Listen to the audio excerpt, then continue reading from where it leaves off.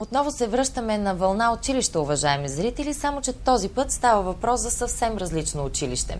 В случая ще бъде създадено училище по здравословно хранене. Повече за тази идея и как да проследим промяната на хранителните си навици и то само в рамките на 3 месеца, ще ни разкаже моят следващ гост, а именно Теодор Неделчев. Добро утро! Добро утро! Може ли на малки имена да си говорим, в случая без фамилия Теодор? Да, разбира и на се. ти. Благодаря ти за което. Колко модерна съм аз, благодаря ти за което. Теодор, много интересни неща замисляш, както каза и до сега. В случая ти си замислил тук и си организатор на тази идея за създаване на училище по здравословно хранене. Доста интересно. Сега, откъде дойде тази идея? В Англия там така доста успешно се котират подобни идеи. Много е хубаво и тук в България да започне това. Аз благодаря за поканата, преди всичко, тъй като медиите в последно време доста са благоразположени към тези инициативи, тъй като аз се занимавам с подобна дейност няколко години. В началото беше много трудно.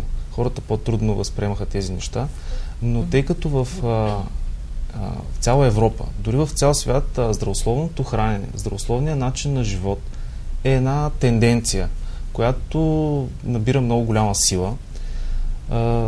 Тук в България аз лично и мои познати колеги, приятели се опитваме да разкажем на хората, да покажем на хората,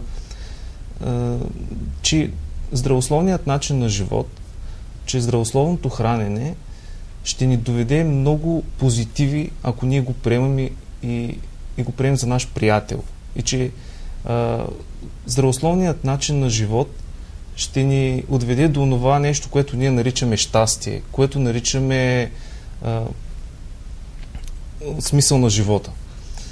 Забързани в ежедневието, знаем как се живее сега, забързано, ядем набързо, нещо... Полуседнали, полуизправени. Да. Ние нямаме идеята да спираме забързания начин на живот. Ние не можем да го променим. Но можем да внесем в ежедневието на забързаният съвременен човек някои основни моменти, които са изконно важни за нашето здраве. Кои са тези моменти? Да видим и дали ще можем да оборим нашите зрители. Да. Преди всичко да се върна на училището, т.е. за това е замислено да е 3 месеца, да е с продължителен период, за да може самият навик на човек да му се изгради. Да се изгради навик, да се изгради. Защото когато се проведе един семинар, когато се проведе една лекция, когато човек прочете една книга, не е нужно да ходи на семинар, той ще каже, това е страхотно, това е за мен, но след една седмица ще го забрави. Защото нашият модел е такъв, че ние се връщаме към навика. Той ни преследва. Да. 12 лекции ще има в тези 3 месеца, тъй като ще има период на почивки. В този период всеки един ще изпълнява определен хранителен режим. Тук аз ще се върна на хранителните навици. Навсякъде се говори. Трите бели отрови. Сол, захар и брашно. Сол, захар и брашно, уважаеми зрители, не ги забравяйте. Трите бели отрови. Ние не ги отричаме. Ние просто апелираме хората да намалят тяхната консумация. Умерено количество, да. Към умерено. Всъщност никой няма да е вредно, ако не е прекалено. Но наистина с сладкото се прекалява, с тестените изделия също. Ние апелираме и всъщност и аз съм го вкарал в моя си хранителен режим, в моите приятели, постоянно агитирам. Суровите храни са за предпочитане. Нека те да бъдат около 50% от нашите хранителни продукти, които консумираме. Да. Тъй като суровите продукти запазват цялостния си състав, витамини, минерали, хранителни вещества. Когато минат термична обработка, те намаляват значително. Да са по-вкусни. Няма да го отричаме, че стават по-вкусни. Да, по-вкусни са, но аз мога да дам пример с суровите ядки. Също са вкусни. Да, за ядките съм съгласна и аз. Те са вкусни в сурово състояние. Сушените плодове също могат да се използват. Всъщност на това училище лектор ще бъде Елена Терзиева. Тя е гостувала в Велико Търново и преди, нашите зрители сигурно знаят. Ще покаже нагледно как може да си правим бомбони, сурови бомбони. Това е микс от ядки, натрушени с смокини или сушени сливи. И този хранителен бомбон, мога да го кажа, той е енергиен. Тъй като дава много енергия. Примерно с 2-3 бомбона може човек да закуси дори. И да се чувства добре до обяд. А как ще бъдат оформени те? Каква сплав ще се използва, да го наречем образно, за да могат ядките да залепнат и да се оформи някаква форма, нали, наричайки я бомбон? Те са в кръгла форма, тук вече трябва да го доизмислите, нали, с какво ще се то си има, но нека да го оставим, да има какво да научат. Не искате да ми разкриете. Аз като малка си правих, знаете ли, от мед с орех и си правих едни топчета и ги замразявах в фризера. И си казвам, ето колко много бомбони имам да ям цял ден. Но с мед и орехи беше. Да, с меда е основно също. Той трябва да присъства всеки ден в нашата трапеза. Поне една ложичка мед, това е извора. Трябва, аз пък не консумирам нито една понякога. Бурканът ми така стои пред очите и казвам, хайде след малко, хайде после. Ето тук вече можем да говорим за липсата на навик. Да, може би, да. Той до вас не ви коства нищо. Може нищо би не знам, чуда се и аз какво ми коства. За да стои буркана с меда пред очите ми, аз да си кажа, хайде после, след малко, и всъщност изобщо не поема доза мед. Може би тук има един основен момент, че човек, когато се разболее, тогава започва да се грижи за здравето си. Когато се случи най-лошото и казва, какво стана? Започваме да лекуваме болестта, а не симптомите преди това за да се предпазим. В самото училище ще бъдат споменати в лекциите и един друг важен момент, че емоционалното здраве е много важно за физическото ни здраве. Че те са взаимно свързани. Всъщност хората имат едни мисловни модели, които влияят доста зле на тяхното състояние, които отключват болести. И за тези мисловни модели ще се говори. Аз мога, ако имаме достатъчно време, да ви... Имаме 10 цели минути имаме, които можем да кажем доста неща. Ще ви дам един пример за мисловен модел, в който вашите зрители да си извадят едни изводи.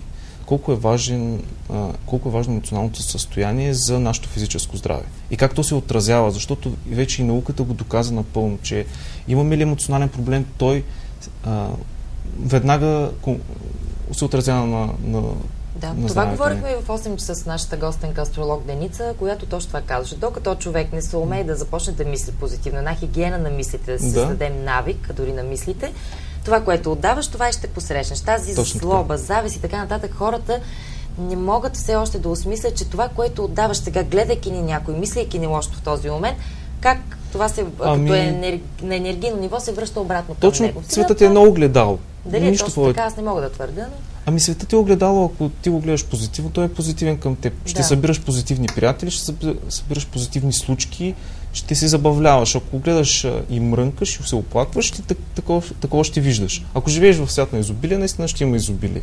И това е основното, което човек трябва да проумее. Аз ще говоря за случай, който е за дама, която е излекувана.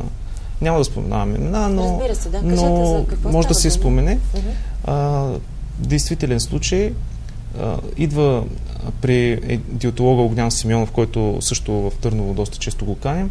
Идва дама, която е с много голямо наднормено тегло. Започва някакъв вид режим, да не го кажем диета, но няма резултати. И започва така като психологически елемент да се връщаме в детството, да видим коя е конкретната ситуация довела до това. Тъй като се оказва, че жената много обича сладолед. И си похапва сладолед. Въпреки режима, въпреки всичко, тя си консумира доста големи количество сладолед и така започва едно връщане назад, колелото, да видим какво е станало. Оказва се, че в детството си тази дама е била без баща. Просто са били разведени родители, бащата е идвал много рядко при нея. Тя във всеки един момент, когато е идвал той, се е радвала искрено. Усещал е, че той ще дойде, но това се е случвало много рядко. Примерно на месеци и в един такъв момент, когато тя изпитва истинската любов, усеща връзката с бащата, той отдава любовта си. Те са на един луна парк и той купува сладолед. Този сладолед, сметанов или какъвто и да е бил, той се запечатва в нейното съзнание, в модел, че когато тя консумира този сладолед, изпитва това върховно удоволствие, вселенско, което ни е дала природата и ние би трябвало всеки един момент да го изпитваме или по-често. И така тя започва да консумира сладолед все по-често, не вижда баща си естествено, но сладоледа я връща към този спомен. И тя работи. Това е явно доказателство, че ние работим на база на спомен. Ние живеем на база на спомен. И какво правим в този момент? Спомняме си нещо от минал период. Когато едем, какво правим? То е спомен, как сме се научили. Така е и навика, именно, че да едем здравословно, да едем правилно, да не консумираме вода, когато ядем, защото това разрежда стомашните сохове, да ядем плодовете и зеленчуците преди основното ядене, защото те се разграждат много по-бързо. Когато ядем плодове като за десерт, това е изключително вредно за нашите организъм. Да, както и до сега се прави. Супа, след това някакво основно, както обичаме ние да си го казваме в България, и плодове или някаква безпитена тортичка за капак. И тази ферментация в корема си представете какво защото плодовете ферментират най-бързо. Те се разграждат най-бързо. Да. И те искат да излязат, но стомашният сок е длъжен да преработи месото, ако има твърдите вещества там. И се получава едно подуване, получава се нарушен метаболизъм, доста така кофти, модерната дума кофти. Точно думата е кофти. Нека да си я наречем в прав текст. Думата е кофти. Да. Аз скачах от тема в тема. Защото е интересна темата и може би искаме да обхванем, но ние ще продължим в друго предаване. Искам за кратко време да нахвърляме от много неща на хората. Затова те да се променят, да погледнат в себе си. Училището няма да бъде училище, в което ще е една диета. Напротив. Там човек ще започне да изучава и себе си. Да наблюдава, когато яде определена храна, какво се случва с тялото му. Защото това е най-важно. Ако ти пиеш напитка, мляко, и нещо не ти е добре, това означава, че ензимите ти не са в добро състояние да преработят тази. Особено при мъжете е по-наблюдаван този процес. Ами избягвай млякото. Защо трябва да се товариш? Ако видиш, че някаква храна ти става тежко от нея, поне в много ограничени количества. Човек може с много по-малко храна да извършва тази дейност, която извършваме ние в момента. Просто ние се тъпчем. Аз в работата си, понеже организираме форум изложение Здраве, щастие, красота, за което се много гордея, тъй като това е инициатива в България единствена по рода си. Събираме на едно място и тези, които произвеждат, тези, които търгуват и които консумират, и тези, които са лектори на едно място. Се образува един форум, в който всеки да каже своите гледна точка и да се получи най-вярната посока. Работи с доктор Мермерски, професор Мермерски всъщност. И той, аз ще използвам един негов цитат: българина се тъпче като циганска торба. Буквално израза, който използва това. Циганска торба. Ама тъпчем каквото видим, откъдето го видим. За нас ли е, не е ли за нас, полезно ли е, не е ли полезно. Ние не се замислим. Ние така на прескуп за грош.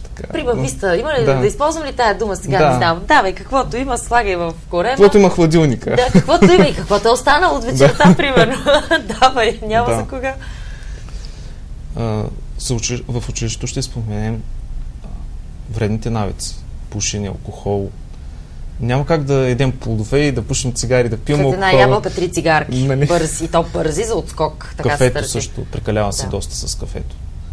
Това е стимулант, който без кофеиновото? Да, може да. Аз не употребявам кафе, не пия алкохол, не пуша цигари, не знам. Не знам какво е. Всъщност много казват, че... че... Затова младееш толкова. Затова ето къде е била Благодаря. тайната, уважаеми зрители. Сега вместо на мен да ми се правят комплименти, виждате ли какво направих, сега аз отправям комплименти. Ето всичко ще ви се върне. Да, всичко ще ви се върне. Отправил, за да получа, нали, същото. Добре, Теодор, всичко това е много хубаво, което сте замислили, тъй като почти вече сме към финала на нашия разговор. Ще те поканя отново, малко след като се открие училището. Предвидено откриването за кога? Сега за понеделник? За 18 февруари.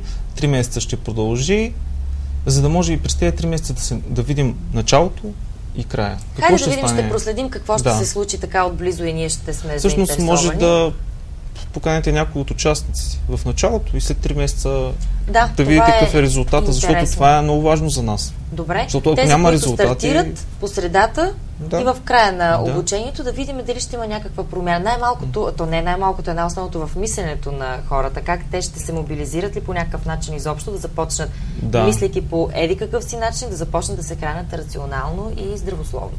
Да. Съгласен сте с мен. Съгласен си то е много важно това нещо. То всъщност не за какво да го правим. Аз няма да има смисъл да усилията, енергията, която се влагат за това да няма резултат. Успех на това начинание, дано тази идея така да достигне до повече хора и наистина да се научим да се храним здравословно. Благодаря на Теодор Неделчев, уважаеми зрители, който беше мой гост през последните минути. Прозорец към деня е към своя край. Гледайте ни утре в петъчния ден, последния ден от работната седмица. За някой, разбира се, точно в 8 аз ще бъда тук в ефир. До утре.